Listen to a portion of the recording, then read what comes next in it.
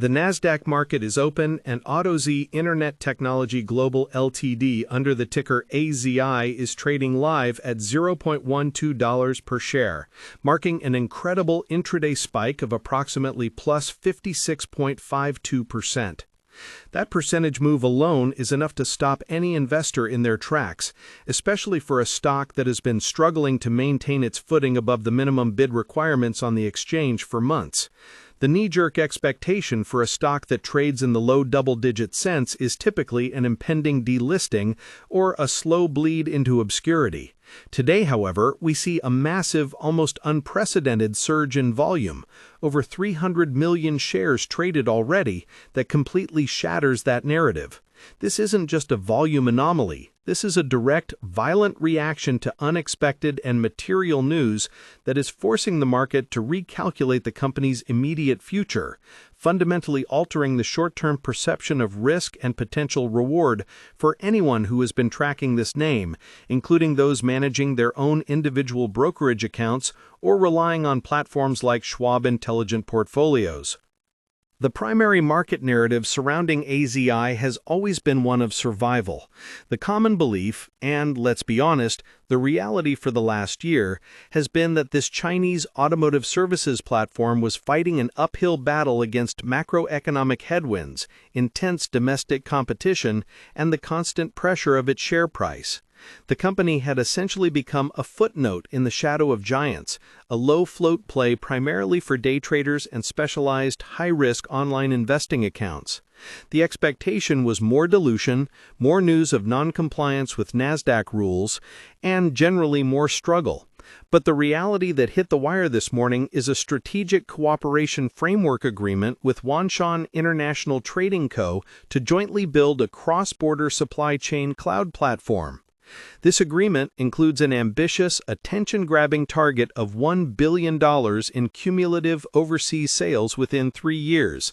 That is the kind of number that commands attention, especially when you consider Autozi's trailing 12-month revenue is roughly $156 million. A potential 7-fold increase in sales over 3 years, even if it's a non-guaranteed target, is exactly the kind of unexpected catalyst that generates a 50+% spike and forces a reevaluation of the entire company's trajectory. This move transforms the company's story from how long can they survive to can they actually execute on a massive globalization strategy.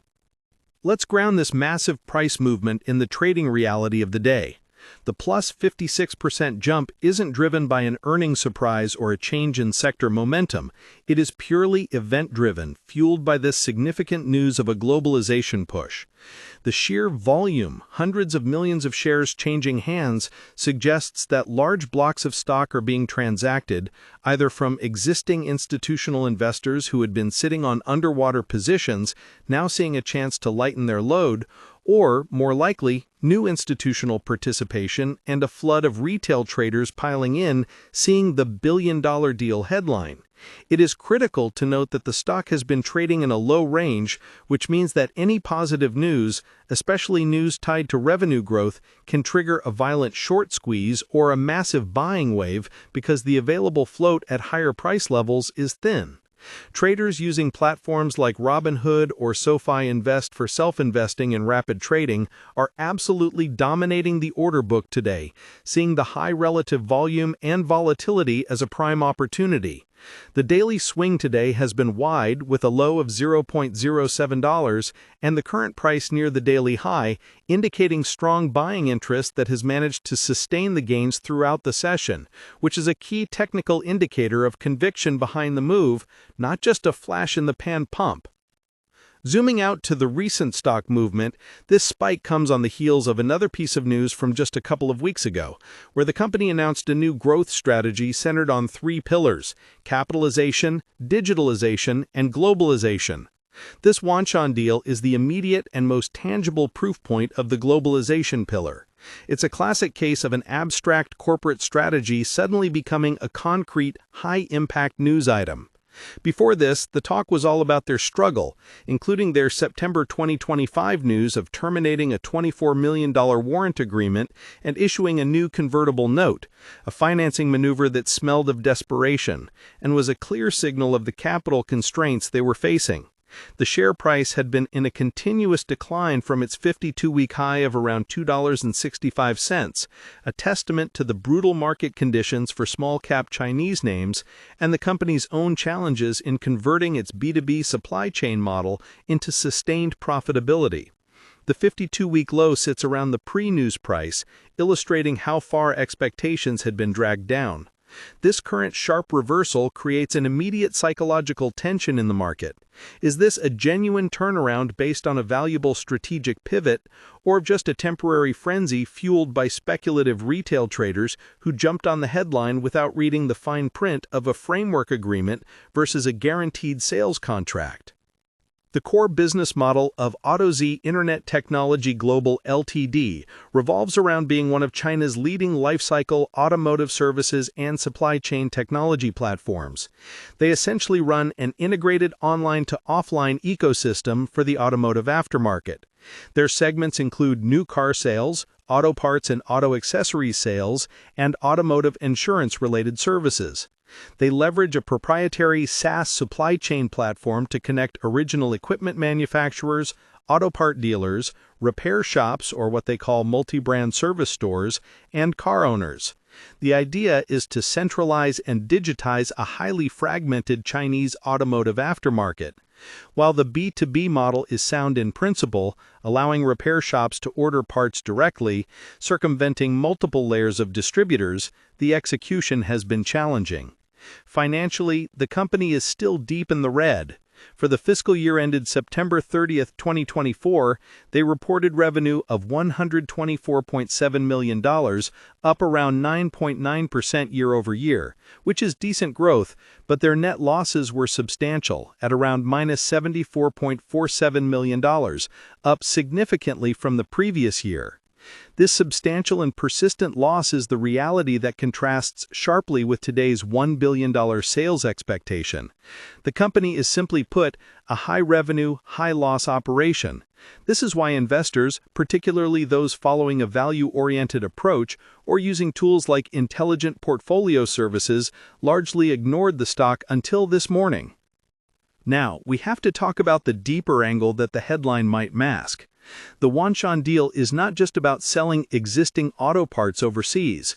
The press release explicitly states that the new cross-border platform will also serve as the international channel for planned new business lines, specifically special-purpose vehicles and EV core components businesses that Autozi may acquire or integrate. This suggests a two-pronged growth path. First, the immediate export of their existing aftermarket parts portfolio through Wanshan's global network, which aims to improve their notoriously low gross margins by cutting out some domestic distribution costs. And second, a planned move into high-growth EV component and SPV sales, which aligns perfectly with the earlier new strategy announcement. This planned pivot toward the EV sector, a space where companies like Tesla stock and Nvidia stock are dominating the conversation, is a significant and unexpected wrinkle. It's the company attempting to piggyback on one of the hottest global trends, which could attract a completely new class of investor who previously dismissed the stock as an old economy aftermarket play. However, moving into EV components and SPVs is a capital-intensive exercise, which brings us back to the capitalization pillar of their strategy. The fundamental question is, where will the significant capital needed for this pivot come from? The stock's low price and small market capitalization, currently under $15 million even after today's spike, limit its ability to raise capital efficiently without massive shareholder dilution. This tension between a massive, ambitious strategic growth plan and the current state of its balance sheet is the primary risk that the market is choosing to ignore today in favor of the shiny billion-dollar sales target. For those of you managing your own assets through a platform like Fidelity, Interactive Brokers, or even a simpler system like Robinhood, this AZI situation is a perfect case study in the perils of speculative trading. The volume and price action today are screaming that a significant number of people are buying on momentum, hoping to catch the next leg up, completely disregarding the company's negative book value and persistent unprofitability. If you're a long-term investor looking at Fidelity Investments or Fidelity Mutual Funds for stable returns, this stock is typically a non-starter. But for the risk-tolerant trader, the setup is intriguing because the deal, while non-guaranteed, creates a massive short-term story. The next key data point to watch will be the follow-up announcements regarding any acquisitions in the EV component space, or, more importantly, a new financing round. If the company announces a substantial capital raise at a significantly higher price than where the stock has been trading, say above $0.50, that would truly validate the move and signal institutional belief in the new strategy. If instead they announce a small, highly dilutive financing at the low-end current price, the momentum will evaporate instantly. The market is giving AZI a temporary vote of confidence that it must now convert into hard cash and verifiable contract execution. The entire structure of the deal